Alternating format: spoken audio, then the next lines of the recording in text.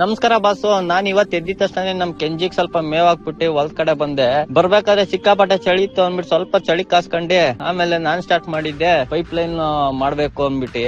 ಅದು ನರ್ಸರಿಗೆ ಗಿಡ ತಂದಿದ್ವಲ್ಲ, ಅದಕ್ಕೆ ಒಂದ್ ಪೈಪ್ ಲೈನ್ ಮಾಡ್ಕೋಬೇಕಾಗಿತ್ತು. ಸರಿ ಅಂದ್ಬಿಟ್ಟು ಗುಂಡಿ ಹೊಡಿತಾ ಇದ್ದೆ. ಆಮೇಲೆ ನೋಡಿದ್ರೆ 2 ಪೈಪ್ ಅನ್ಕೊಂಡಂಗ ಅನ್ಕೊಂಡ್ಬಿಟ್ಟಿದ್ವು. ಅದನ್ನೇನಪ್ಪಾ ಮಾಡೋದು ಅಂದ್ಬಿಟ್ಟು ಇನ್ನೊಂದ್ ಸ್ವಲ್ಪ ಸಬ್ ಲೈನ್ ಓಪನ್ ಮಾಡಿ ಸ್ವಲ್ಪ ಸೈಡ್ ಜರ್ಗಿಸ್ಕೊಂಡೆ. ನೀವ್ ಮೂಲದಲ್ಲಿ ಏನಾದ್ರು ಪೈಪ್ ಲೈನ್ ಮಾಡಂಗಿದ್ರೆ 2 ಇಂಚ್ ಗ್ಯಾಪ್ ಕೊಡ್ಕೊಂಡು ಪೈಪ್ ಲೈನ್ ಮಾಡಿ, ಇಲ್ಲ ಅಂತಂದ್ರೆ ನಂತರ ತೆಗಿಬೇಕಾಗುತ್ತೆ ಗುಂಡಿನ.